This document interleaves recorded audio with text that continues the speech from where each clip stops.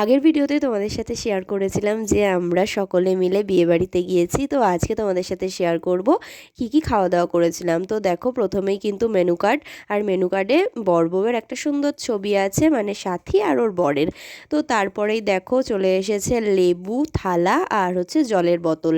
আর প্রথমেই ছিল হচ্ছে রাধা পল্লবী, আর এখানে আমি রাধা পল্লবী মানে বলে না লোভে পাপ পাপে মৃত্যু, আমার অবস্থা হচ্ছে তাই। এখানে রাধা পল্লবী আমি দুখানা নিয়ে নিয়েছি, আর তারপরে আমি কিচ্ছু খেতে পারিনি, মানে জাস্ট ওই প্লেটই ভরিয়েছি। তো চলো ভিডিওটা দেখলেই তোমরা বুঝতে পারবে। তো প্রথমেই কিন্তু দেখো এখানে রাধা পল্লবী আর চলে এসেছে চানা মশলা, তো ভালোই লাগলো খেতে। আর তারপরে এসেছে সাদা ভাত, আর এখানে ছিল ভেজ ডাল। আর অ্যাজ ইউজুয়াল তো আমি সবসময় হচ্ছে লেবু দিয়ে চটকে, আর হচ্ছে এখানে ছিল ঝুরি আলু ভাজা। তো এখানে দেখো লেবু দিয়ে আমি প্রথমে ভাতটাকে মাখিয়ে নিচ্ছি, আর তারপরে কিন্তু ঝুরি আলু ভাজা দিয়ে খেলাম।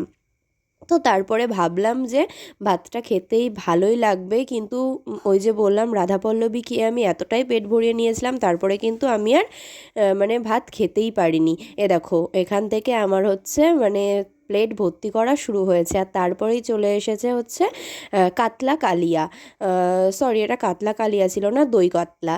তো তারপরে চলে এসেছে স্যালাড, এখানে রাইস, আর এখানে হচ্ছে চলে এসেছে চিকেন। আর এই দেখো বললাম না যে সব এক এক করে আমি প্লেটে জমাচ্ছি। সত্যি বলছি এরকমভাবে আমি খাবার কোনো জায়গায় খাই না।